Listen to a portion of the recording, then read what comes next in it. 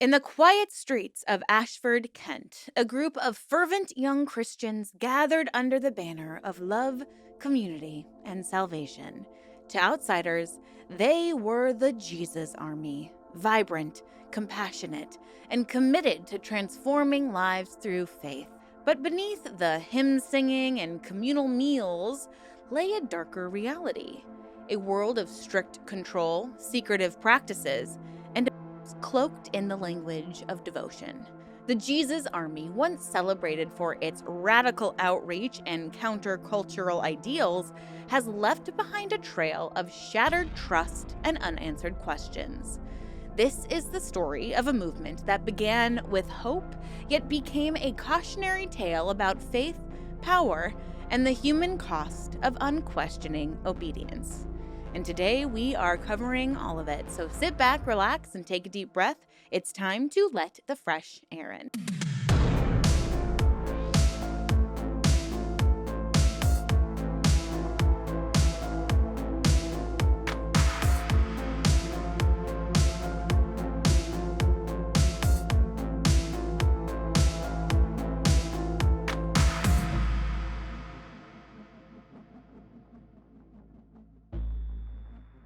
Hello, everyone. Welcome back, or welcome if you're new. My name is Erin, and I am fascinated by all things cults, true crime, and unique spiritual practices. I post at least one deep dive every single week on one of these topics, so if you're into this sort of thing, please consider subscribing. I would love to have you here. And I'm really going to try not to break into a British accent during the duration of this video because this is a UK cult, and I want to be sensitive to the dark themes within this video. But I was raised on Harry Potter and I've been practicing my accent for some time now, and I actually think it's quite good. And I can also do a Cockney accent. That was so bad. To my UK folks, I apologize. I love your accent so much. I think it's one of the best accents. It's just... Anyways, enough about me and my cringy accents and Harry Potter. Let's jump into everything there is to know about the Jesus Army. Now, the Jesus Army is officially known as the Jesus Fellowship Church, and it began in 1969 in the village of Bugbrook, Northamptonshire. Its founder, Noel Stanton, was at that time a 42-year-old Baptist lay pastor who experienced a dramatic, charismatic spiritual awakening. Say that 5 times fast. Dramatic, charismatic. Dramatic, charismatic. I've had a dramatic, charismatic spiritual awakening. It's a lot. Now, Stanton's newfound zeal transformed the Sleepy Chapel's conservative worship into something radically different. Exuberant services marked by speaking in tongues, faith healings, exorcisms, and impassioned fire and brimstone sermons. Inspired by the ideal of the early Christian church in the book of Acts, Stanton preached a return to first century faith, a community of believers sharing all things in common, living simply and fully dedicating their lives to Jesus' teachings. Stanton's message resonated strongly with the late 1960s counterculture movement. Young people, disillusioned with conventional society and traditional religion, flocked to Bugbrook to join what they saw as a fresh, spirit-filled Christian movement. The fellowship grew rapidly from the 60s through the 70s, drawing in hippies, students, and earnest spiritual seekers. Many were captivated by the promise of authentic Christian love and unity, a chance to live as the early Christians did. Now, as the congregation grew more ecstatic and unconventional in its practices, many of the chapel's older, more traditional members left in disapproval.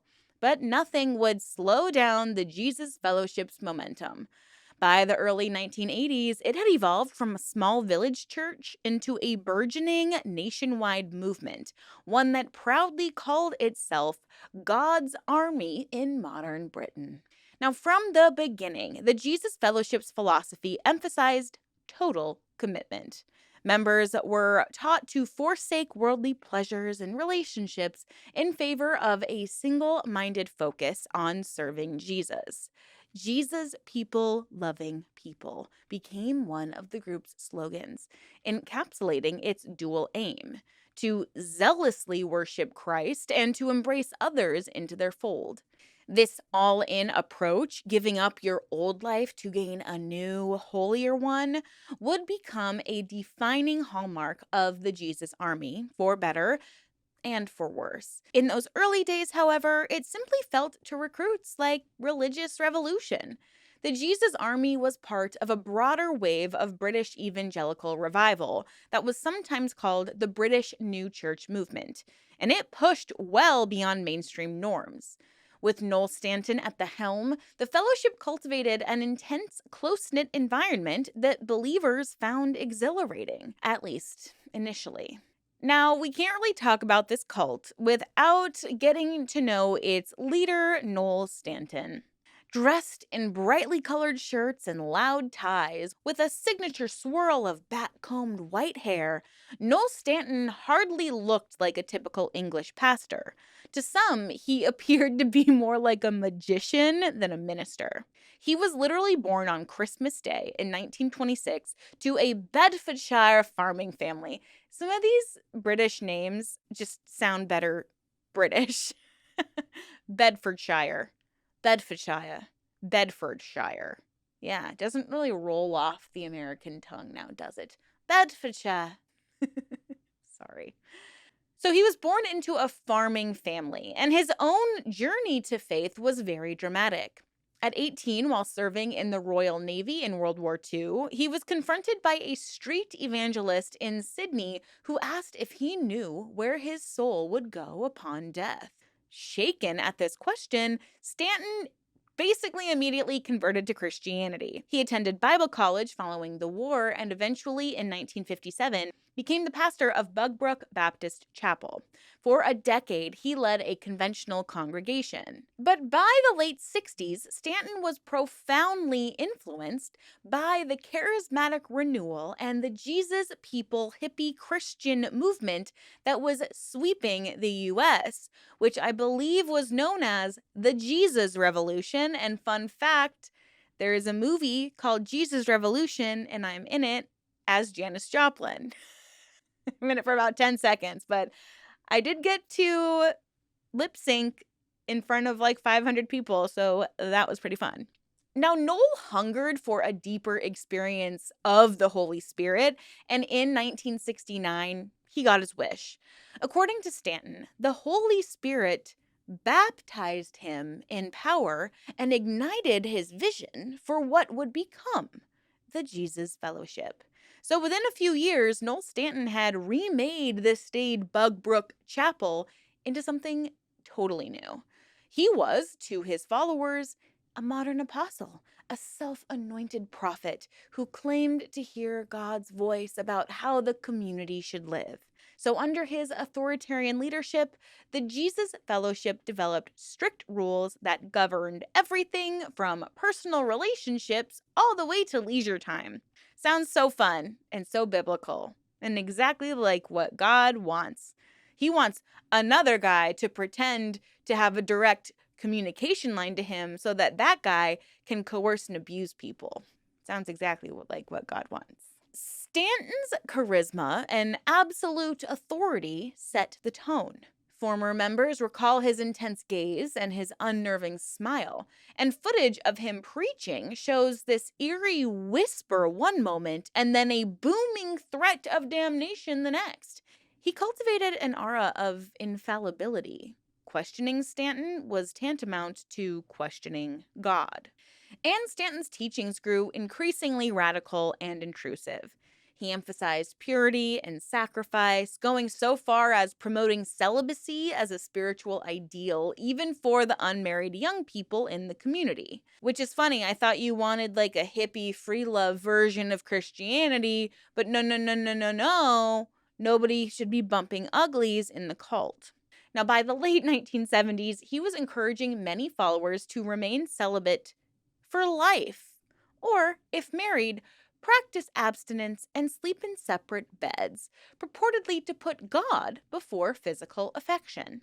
In one sermon, Stanton made the bizarre proclamation that Now we give our genitals to Jesus. Maybe we don't put the words Jesus and genitals in the same sentence ever again. He effectively demanded that even sexuality be wholly surrendered to the divine mission. His word was law. He alone decided what was considered worldly or what was acceptable for the faithful, and these decrees could be strangely specific. For example, at various times, he would ban everything from pop music to coffee to children's toys.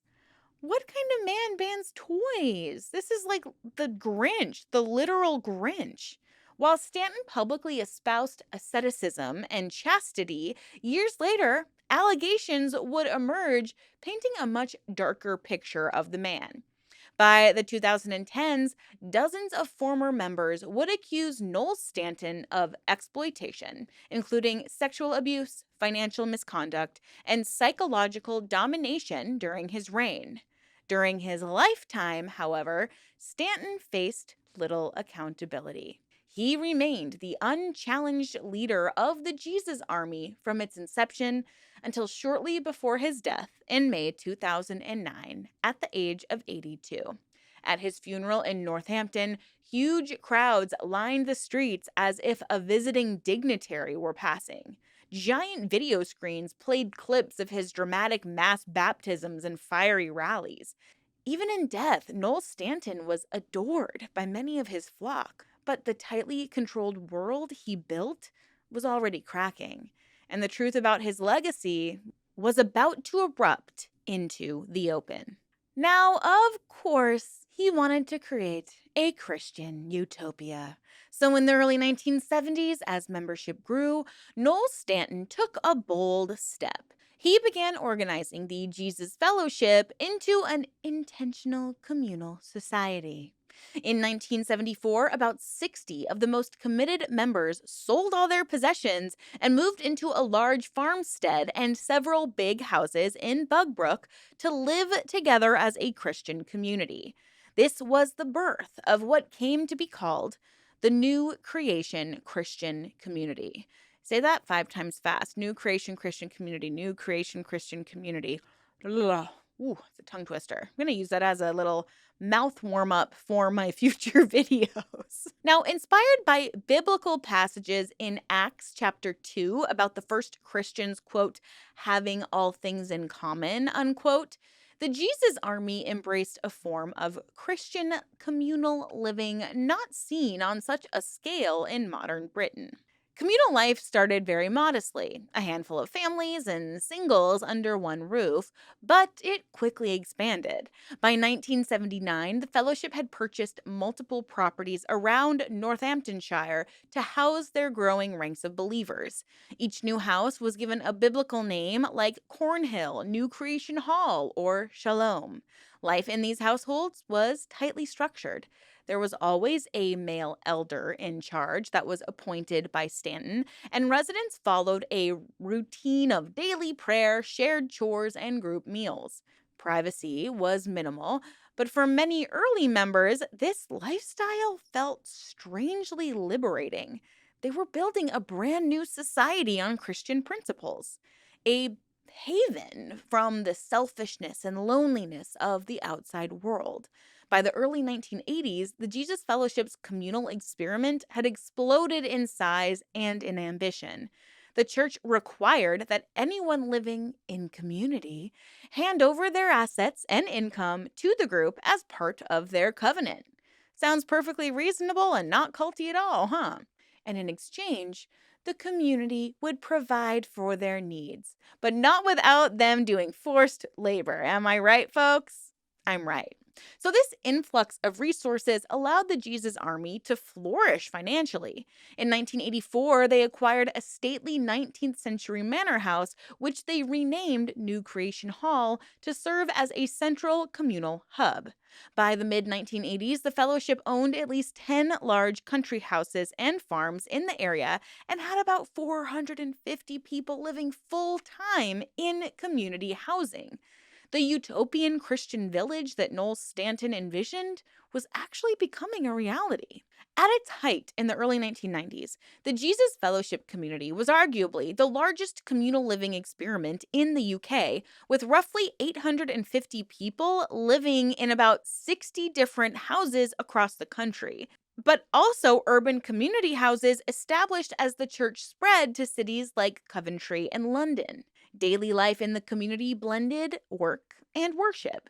Many members labored in church owned businesses such as farming, construction, or a chain of, quote, house of goodness health food shops. It's always a health food shop. Every cult that has some kind of weird brick and mortar store, it's always like a health food store, a grocery store, a healthy restaurant every time.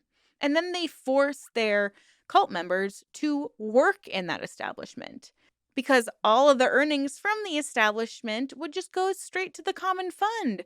I mean, even if you were living here and not working for us, we would take your money anyways. So how about we just don't pay you and you get to live communally and do all of the work and we'll feed you the scraps. Sounds like a great deal. Now, evenings were often filled with lively, charismatic worship in communal lounges, complete with guitar music and speaking in tongues, or even practical tasks like mending clothes and preparing bulk meals in an industrial-sized kitchen. Sounds like more work. And if you weren't outwardly enthusiastic about all of these practices, you would be corrected. Now, children in the community roamed together in packs and enjoyed the ample countryside properties. As one former member recalls, we could run away from adult eyes, unquote. But that was in the early days. So, from the beginning and to outsiders and to newcomers, the new creation community would appear idyllic. Photographs from the 1980s show airy mansions with shared dormitories, vegetable gardens, and members of all ages gathered in prayer or playing music together. I mean, it sounds beautiful, right? The sense of family and belonging was real. Quote, it was a far cry from ordinary life. It was a true fellowship, a true family, recalled Philippa Barnes, who grew up in the Jesus Army from age 6. The communal lifestyle provided structure and purpose. Nobody had to worry about rent or bills, and every day was an opportunity to serve God alongside your closest friends. This idealized Christian commune is what the Jesus Army showed to the world. A colorful, tightly bonded community that seemed to exemplify love and unity. However, as the years would show, beneath the surface of this Christian utopia, darkness was breeding. From early on, the Jesus Army was evangelistic and expansionist. The very name evoked a fighting force out to win souls. In the late 70s and early 80s, the group sent teams of youthful evangelists into town centers across Britain, where they would energetically preach and sing praise songs in the streets and invite passerby to visit the community. These efforts ramped up dramatically in 1987 when Noel Stanton formally launched the Jesus Army as the church's outreach arm. Members donned military-style camouflage bomber jackets emblazoned with bright colors and the words love, power, and sacrifice as their uniform. Yeah, I definitely want to join the camo-clad Jesus freaks who are singing out in the town square. Sounds like fun to me. They drove around in multicolored minibuses plastered with Christian slogans, becoming a highly visible presence on the British high streets. This theatrical campaign, internally dubbed Operation Mobilization, that has a ring to it, don't it? Aimed to recruit hundreds of new members and, in Stanton's words, to fight the evils of economic recession, family breakdown, and moral decay.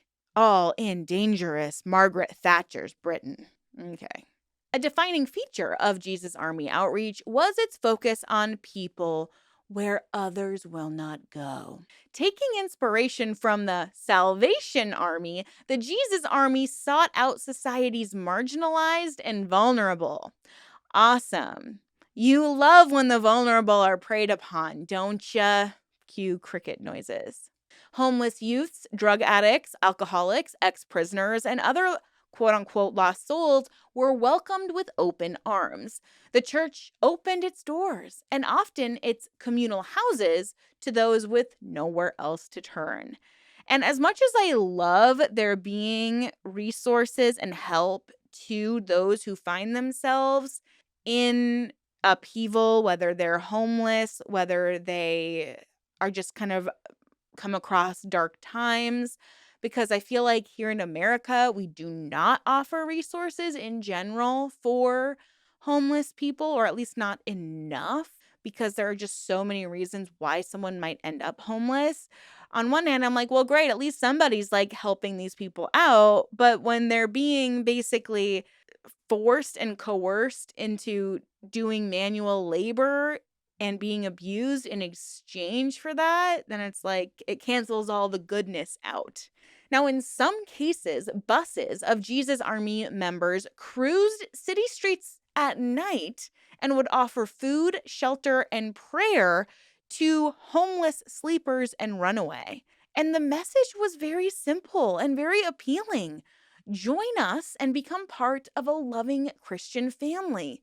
And so, if you are down on your luck, you have nowhere to go, this busload of sweet seeming, oftentimes probably younger, teenage aged men and women and kids are inviting you to their commune and giving you food and shelter, you're probably gonna do it, even if you don't know anything about its religious or spiritual beliefs.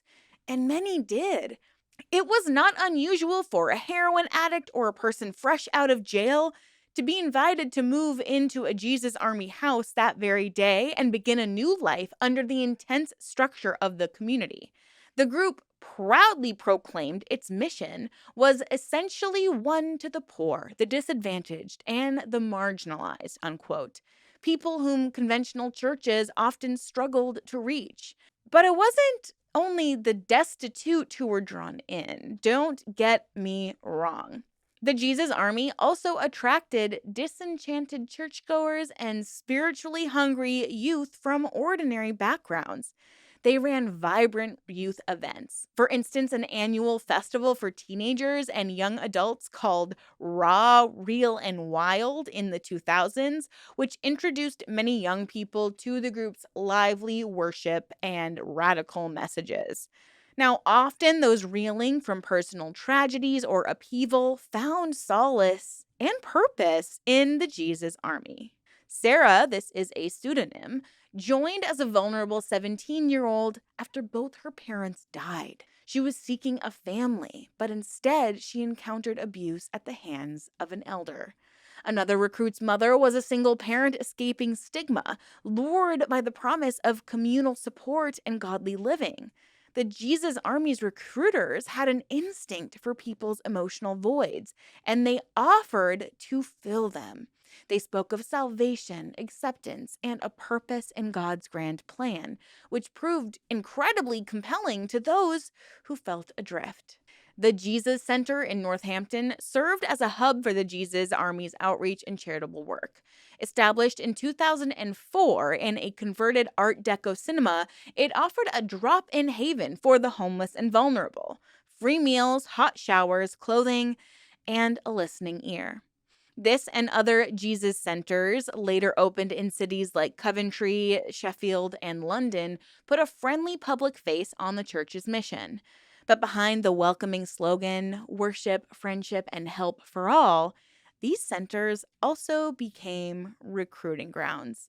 Many visitors, thankful for the help in their desperate times, were gently steered toward deeper involvement in the Jesus Army's community. The recruitment efforts did succeed in swelling the Jesus Army's ranks. By the late 2000s, the church claimed around 3,500 members nationwide, spread across 24 congregations, including sizable communities in cities like Birmingham, Brighton, and London.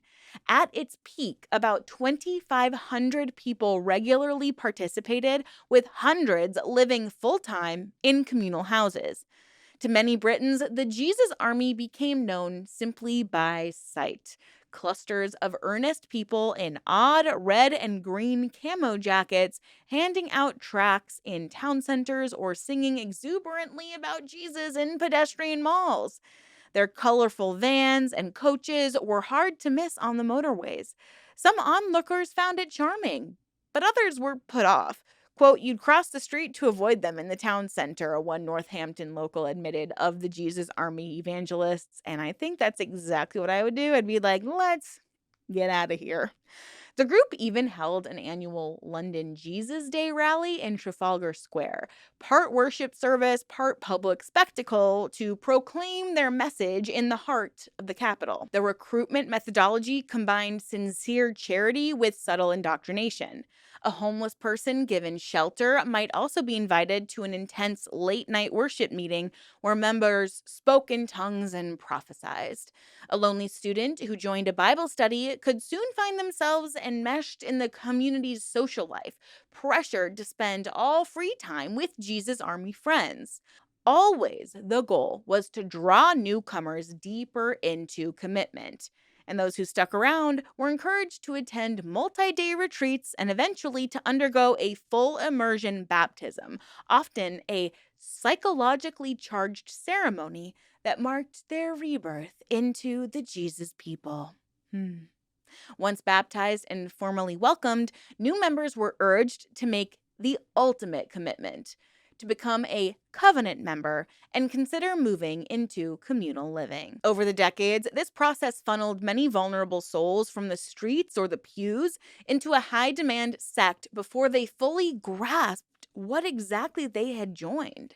So something that always seems to come up in cults is, how did they financially live in this commune? Like, how did all these people come together and afford just like living off the land together and buying all of this property together? Well, from its earliest days, the Jesus Fellowship was not just a religious community, but it was a financial collective. Members who chose the communal life and many of Stanton's followers were expected to turn over everything: their salaries, their savings, their homes, their cars, all to the church's central fund, often euphemistically called the common purse. The common purse. I don't even have a joint account with my husband because that shit is mine. Ours, but also mine. Now, upon moving into a community house, one family, for example, surrendered the proceeds from selling their private home as well as the father's ongoing wages to the shared pot. And in return, the church provided for their basic needs. They got housing where they were surveilled by an elder of the church. They got food that they got to make and prepare themselves. They got clothing like hand-me-downs. And they also got a small allowance. Oh, great, great. I get to work 40 hours a week and make all my own food, live communally with all these people, give you all my money, and then I get an allowance. Oh my gosh. Thank you, Jesus. Thank you. Now, this economic arrangement was inspired by the ideal of the first Christians in Jerusalem who shared all things. But in practice, it gave the Jesus Army's leadership tremendous control over members' lives. It's financial abuse. The communal fund, managed by trustees who were loyal to Stanton, was used to purchase more properties, maintain the community houses, and invest in business ventures that furthered the church's self-sufficiency. Throughout the 1980s, the fellowship built up a mini business empire known informally as the House of Goodness Enterprises. These included a large farm, market gardens, construction and landscaping companies, secondhand clothing and furniture shops, and the chain of health food stores. At one point, the church's businesses employed up to 250 people, mostly members who worked for modest stipends since, their needs were already met by the community. They didn't need any money. They didn't need to put anything away in retirement. They're good. Don't even gotta worry about it. Profits from these businesses flowed back into the church's coffers to fund evangelical campaigns and further property purchases.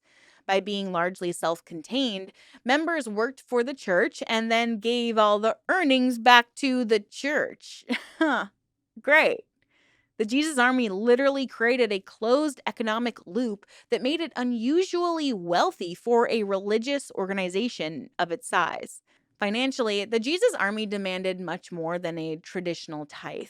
Even members who did not live communally were expected to contribute sacrificially. There were different tiers of church membership. So-called covenant members pledged lifelong loyalty and gave a significant portion of their income, while those in full community gave 100% of their income and their assets. The church taught that money was best held in God's control, not one's own. Hmm. Hmm. Hmm. This is reminding me of going to a megachurch one Christmas with my family and being in a very wealthy district. It's a mega church and them passing the collection bowl around and saying, "We're hoping that we can eliminate homelessness in our community thanks to your donations." Literally never saw a homeless person in that community. They were just going to take the money and make a better show for next Christmas. Like, you're not fooling anybody. Maybe you're fooling everybody else in the congregation, but not this girl. Not this one. Now, handing over one's bank account was framed as an act of trust in Jesus and a denial of materialism. The payoff was being part of the kingdom, a term many Jesus Army members used to describe their communal society. Within the community, individual members had little to no knowledge of the group's overall finances. Decisions about major expenditures, buying a new house, opening a new Jesus center, or even loaning money to a struggling member were made by Stanton and his top lieutenants. Transparency was minimal, and ordinary members had absolutely no say. And indeed, the Baptist Union cited the lack of congregational governance as a key reason for expelling the Jesus Fellowship in 1986. And of course, money became a means of control. It's financial abuse at its finest. If someone wanted to leave the community after years inside, reclaiming their assets was difficult. Technically, the trust fund would return to the departing members the equivalent value in what they had put in, but many ex-members report facing delays or pressures to pray about it and stay in the cult. In some cases, those who left walked away with nothing. They had to start their lives over from scratch and become financially dependent on charities or the family that they probably barely even still had a connection with. Within the cult, financial dependence was total. The church provided one's job, one's home, and even one's pocket money for an occasional ice cream or bus fare. This fostered deep loyalty and even deeper fear because one's entire livelihood was tied up in the group. Fear because leaving meant forfeiting all economic security. By the late 2010s, the Jesus Fellowship Community Trust, which managed all the assets, was extraordinarily wealthy on paper. An internal estimate in 2018 valued the church's total assets of around, this number is going to blow your mind. I don't think I've ever heard of a cult being worth this much money. This number is going to blow your mind, okay? 58 million pounds. 58 million pounds, including dozens of properties across the UK. Now, ironically, it was this very wealth that became a target once the extent of abuse within the church came out. Lawyers and survivors pushed the organization to use those assets for compensating the victims. The leadership initially bristled at the idea of losing the communal fortune that was built over decades, but ultimately they would have little choice. Money that had been collected in the name of Christian love and sacrifice would end up bankrolling one of the largest abuse redress payouts in UK church history. The massive amount of money that this cult amassed would eventually become pivotal in its downfall. Now, let's talk a little bit about day-to-day life within this community, because for those who embraced the Jesus Army's communal lifestyle, daily existence was all-encompassing. The fellowship developed a host of customs and rules that governed personal behavior, relationships, and, of course, even thoughts. On one hand, community life would feel warm and supportive. You were surrounded by people who called you brother or sister and who ostensibly shared your deepest values. But on the other hand, it was stifling. Individuality was discouraged in favor of conforming to Stanton's vision of a pure Christian life. As one ex member later quipped, those inside the Jesus Army make little inside jokes about the Handmaid's Tale because the language was so similar. This is an eerie comparison to Margaret Atwood's dystopia, but one that really captures how regimented and oppressive the community's culture became. And gender roles within the Jesus Army were strictly defined. The group was unabashedly patriarchal. Only men could be elders or hold formal leadership positions in the church. Women were expected to be submissive and supporters, helpers to the men's mission. A commonly cited rule was that if a man was driving a car, any woman present had to sit in the back seat as a sign of deference. Okay. Within communal houses, wives answered not just to their husbands, but also to the male elders. And Stanton even assigned some members to virtue names that epitomized what he valued in them. Names like valiant, forthright, zealous, and in one woman's case, very chillingly, submission. Yeah, he named her Submission. These virtue names were used in place of given names and reinforced an almost Orwellian group identity. A woman literally called Submission had little hope of asserting her own will. Family life was also systematically undermined in service of the group. Stanton taught that one's natural family was secondary to their spiritual family of the church. In practice, this meant that parents had to yield authority over their children to the community. Kids often slept in age-segregated dormitories rather than with their own parents. And starting around age 12, children were frequently moved out of their family's room entirely and into kids' communal quarters, ostensibly to foster a broader sense of family, but also probably just to continue to indoctrinate them. That's what it sounds like to me. Any adult member could discipline any child. It's very much giving 12 tribes. So the result was that some children barely ever saw their parents except during regimented family meals or work periods. As a child, Philippa Barnes recalls desperately missing her mom and dad, at times hiding outside her parents' bedroom door just to hear the comforting murmur of their voices. A private moment that was exceedingly rare in communal life. And discipline in the community was often severe, especially for children. The Jesus Army openly practiced rodding or corporal punishment by rod or a stick, citing the Bible verse, "He who spares the rod hates his son." Yeah.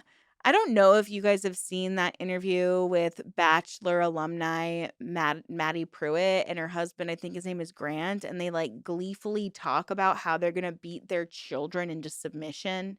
I just can't believe this is like still debated. Like, we should not be hitting our children ever. There are other better ways to teach our children without inflicting immense amounts of trauma upon them. But that's just my opinion, I guess, as a childless by choice woman. And get this, even toddlers were not exempt. One survivor who goes by Magsy recounted being rodded daily from the age of 2 for normal toddler misbehavior like defiance. Children were taught that questioning obedience was a godly virtue. Any hint of stubbornness or reluctance to participate in prayers could result in a beating.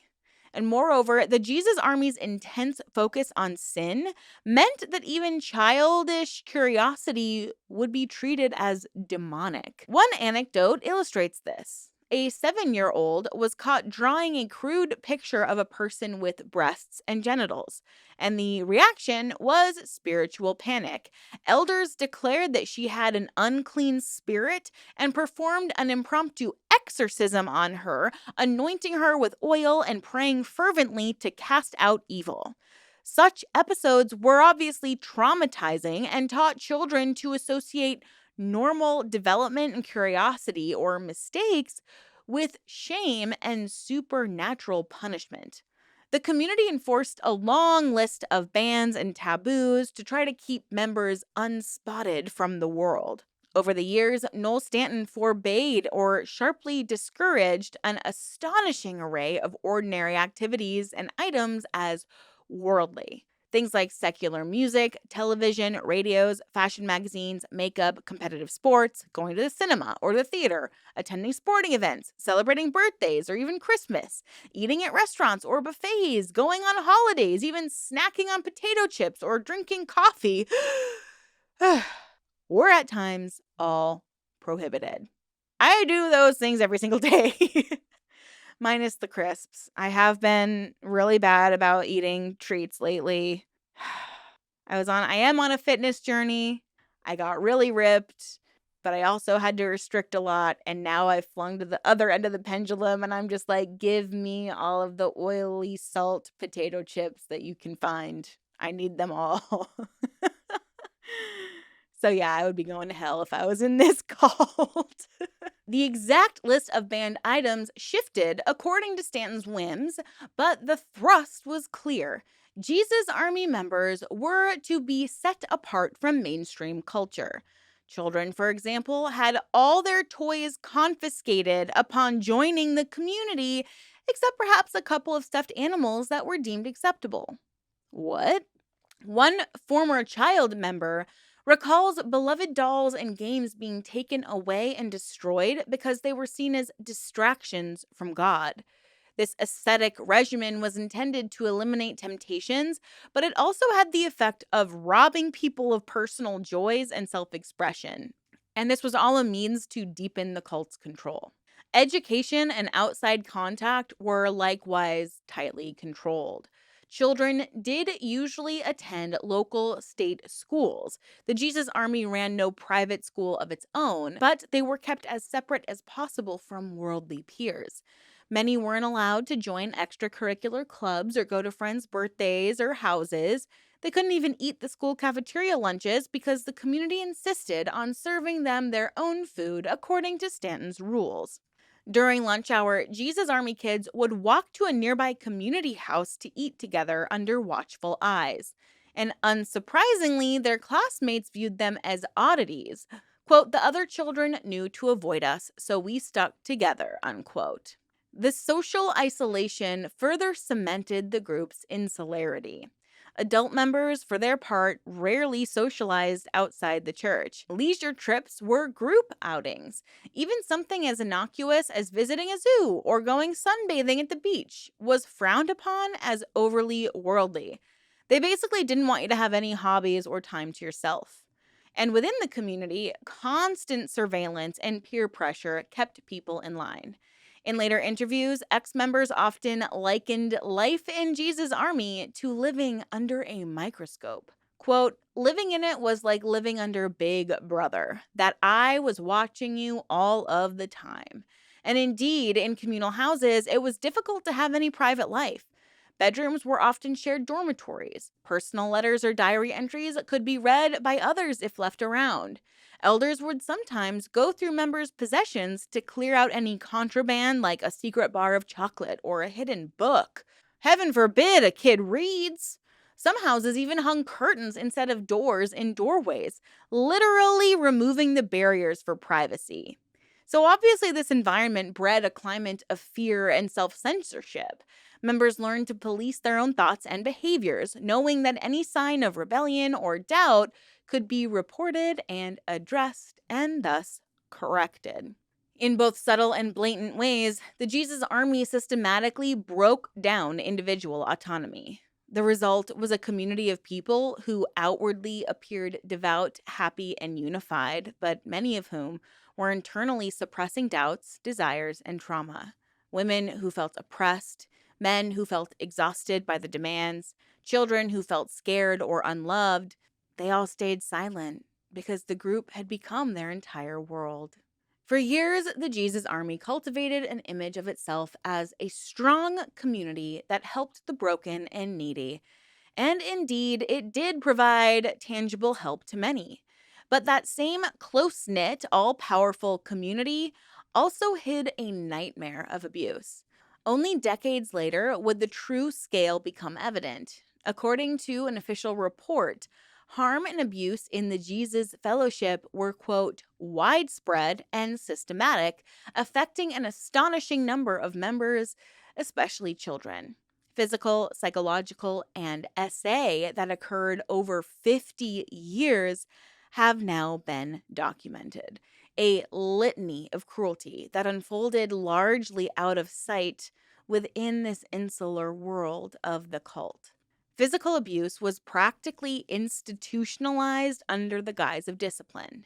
The practice of rotting meant that many children grew up in an environment where severe corporal punishment was routine. Former members testify that beatings were often administered for trivial reasons or for no reasons at all beyond an elder's bad mood. Magsy, who spent her early childhood in the community, remembers being hit with a rod every single day. Some children were whipped until they bruised or bled. Others were slapped and caned for minor misbehavior, like not sitting still in long prayer meetings. The atmosphere of terror this created in young kids is hard to overstate. Many Jesus Army children lived in a constant fear of the next beating. Even into the 2000s, as public attitudes towards corporal punishment shifted, within the community, these practices quietly persisted, passed off as parental prerogative or holy discipline. Beyond overt violence, the psychological abuse was pervasive. The Jesus Army wielded teachings on sin, guilt, and damnation as weapons to control members' minds. Children were taught that even their thoughts could be sinful. Natural curiosity about sex, for example, was cast as demonic influence, leading to exorcisms. Young people, especially girls, were shamed about their bodies and accused of being temptations for men.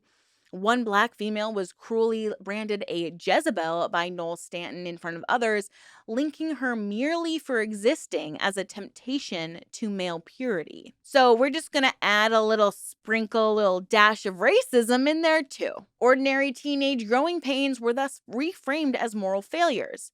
Members were constantly reminded that any sadness, frustration, or desire to leave the community was a result of their own sinfulness or weakness, not a flaw in the group. This gaslighting made it incredibly hard for victims of abuse to recognize what was happening to them was abuse. Instead, many internalized the blame. If they were hurt or unhappy, perhaps they were not faithful enough. They almost gaslit themselves. And most horrifically, the Jesus Army became a haven for sexual predators, particularly those who preyed on children. The communal living setup, dozens of kids living away from their parents under the authority of other adults, usually male elders, created conditions ripe for abuse. Additionally, the cult's strict hierarchy and secrecy meant abusers had little to fear in terms of consequences. Over the years, numerous men in positions of power took advantage of this access. Girls and boys were molested during sleepovers or one-on-one counseling sessions. In some cases, R-words were committed in community bedrooms or isolated part of the communal properties.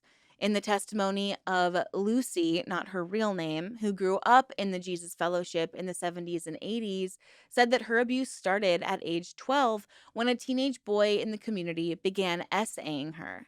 When another older boy found out, he also started essaying her instead of going to an authority. She became a shared secret victim. On top of that, a senior adult leader was grooming her throughout her teens, taking every chance to get her alone and touch her inappropriately.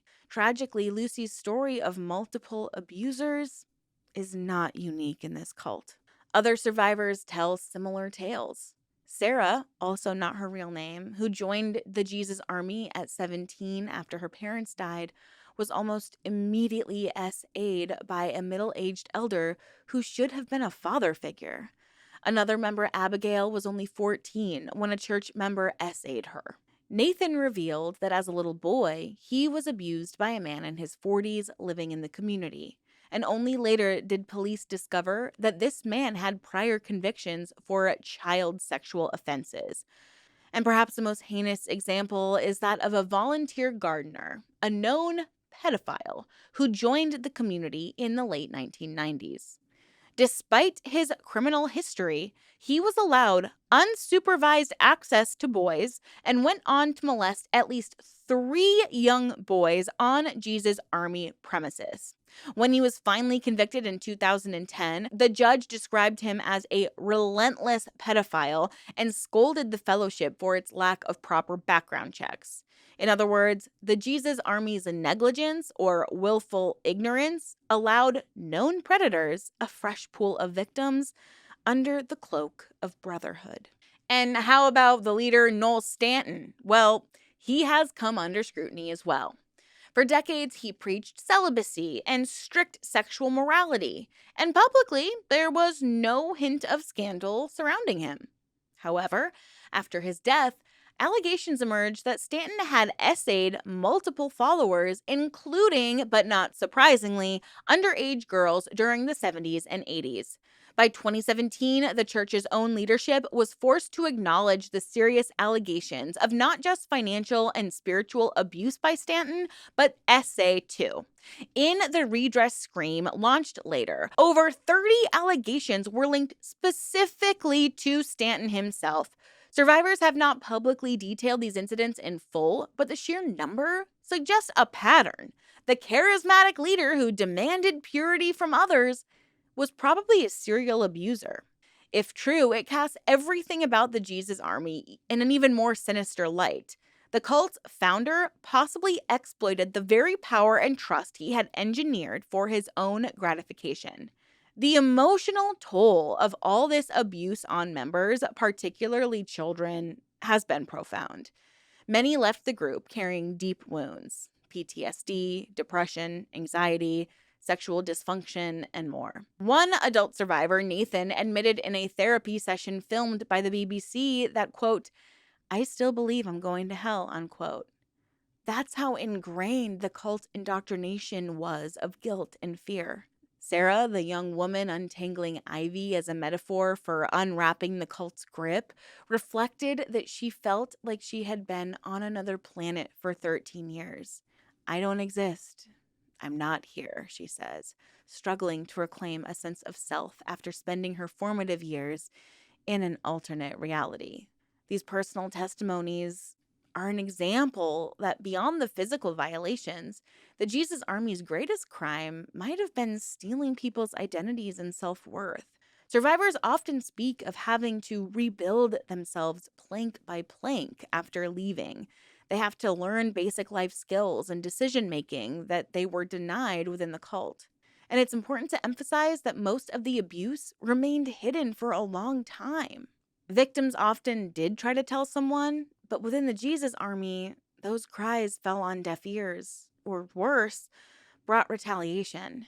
Lucy, the survivor mentioned above, did report her abuse to another leader at the time. His response?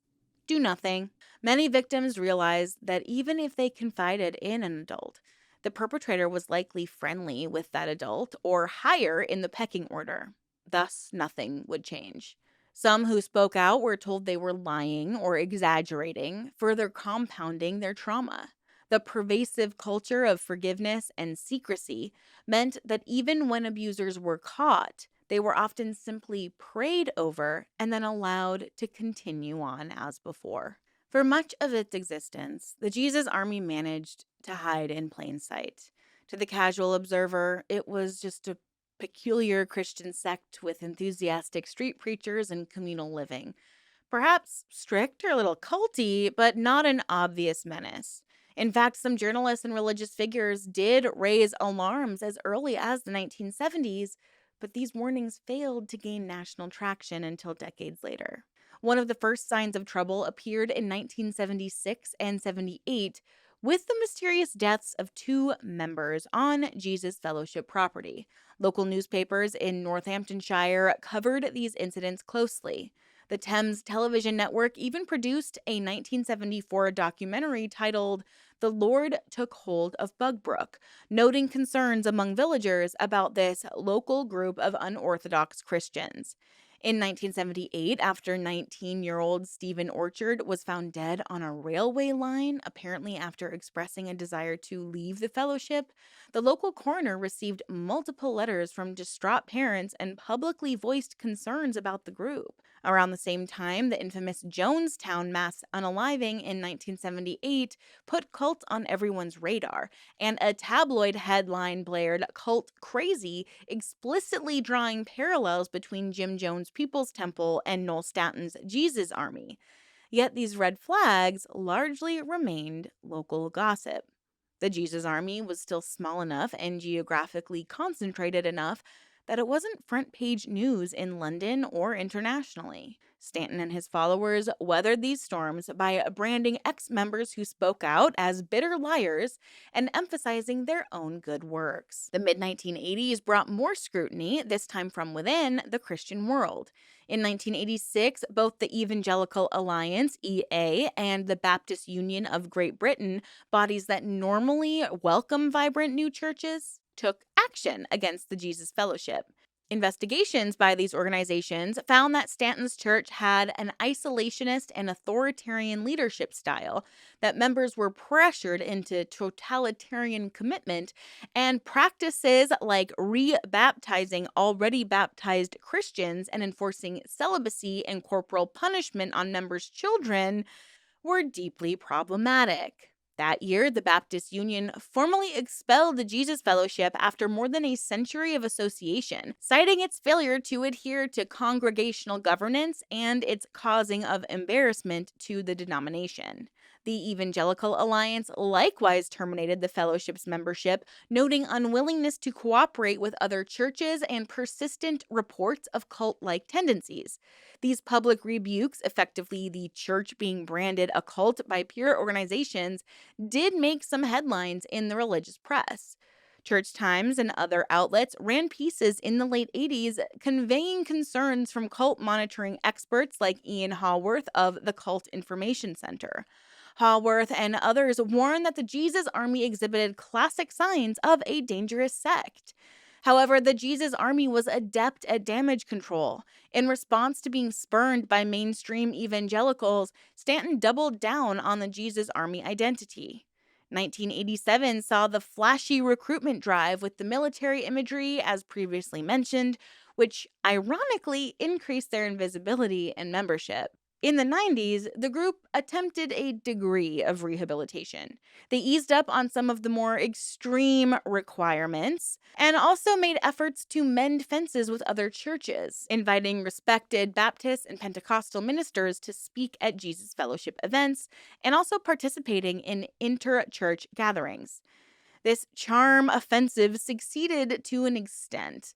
In 1999, the Jesus Fellowship was readmitted into the Evangelical Alliance after prominent Christian leaders endorsed them, saying the group had loosened its style and become more open.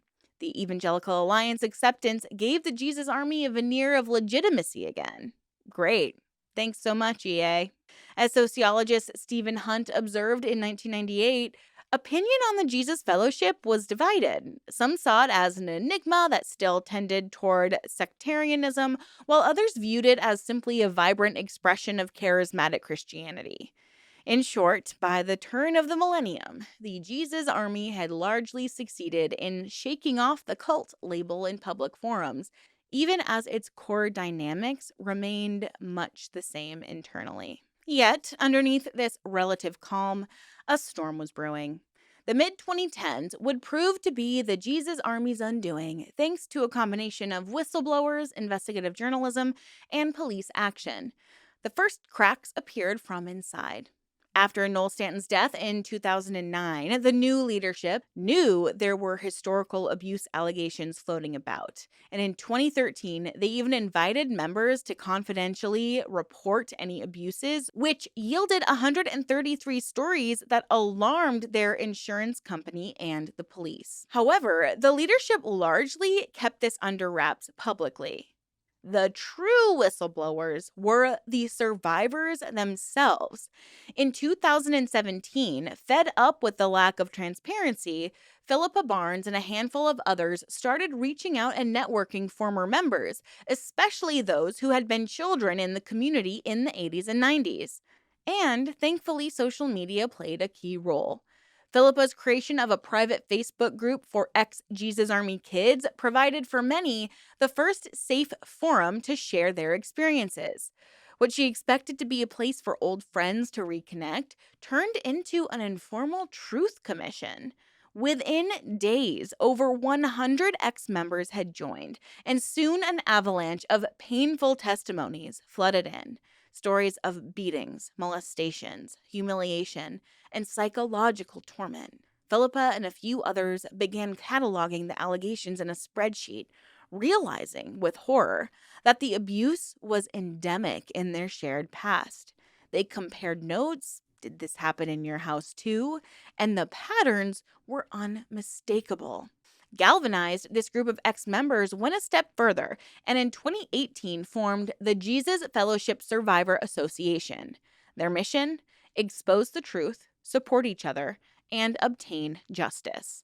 Importantly, many of them still lived near the Northamptonshire heartland, giving them access to local authorities and current goings-on. They engaged a solicitor for advice, a move that would change the game. Instead of each person trying to press charges, many cases were too old or lacked evidence for criminal court. The solicitor suggested pushing the church to create a redress scheme to compensate victims, modeled on those set up for other institutional abuse scandals. Now, this approach was strategic. It aimed to get the church itself to acknowledge and pay for its wrongs without requiring survivors to endure grueling trials. The Survivors Association did not shy away from publicity. They cooperated with journalists, providing interviews and documentation. By 2019, major UK media had picked up the scent, and The Guardian ran an investigative piece headlined Jesus Army Sex Scandal: The Dark Secrets of Life in a Commune by journalist Johnny Burnett in July 2019. And it revealed that police had identified at least 43 alleged victims and that dozens of former members were also preparing to sue. The BBC broadcast reports on regional TV about Northamptonshire police Operation Lifeboat, which had started back in 2015 after the police's chance discovery of the fellowship's internal abuse files. Operation Lifeboat eventually led to 5 members being convicted. 2 were sent to prison. By 2018, and the BBC's coverage of those convictions further pierced the Jesus Army's veil. Victims like Marie spoke on camera about the constant mental abuse and exploitation they suffered, giving a human face to these allegations. And the turning point in media coverage was arguably the series of exposés in 2019 and 2020 timed with the church's collapse. In May 2019, when the Jesus Fellowship's remaining members voted to close down the church, the story made national news. The Guardian published a news article noting the closure came after multiple cases and allegations of historical SA. BBC News ran a headline, Jesus Army churches close after child sex abuse claims, bluntly summarizing that at least 6 men had been convicted for SA and about 200 complaints were logged by police. Crucially, prominent media reported that the church itself apologized and was deeply sorry for the abuse. Oh, what? Thank you for the apology? But it was good because a public admission of guilt would have been unthinkable a few years prior. But now they were essentially admitting to all of this. And survivors' voices became central in these reports, and it often is.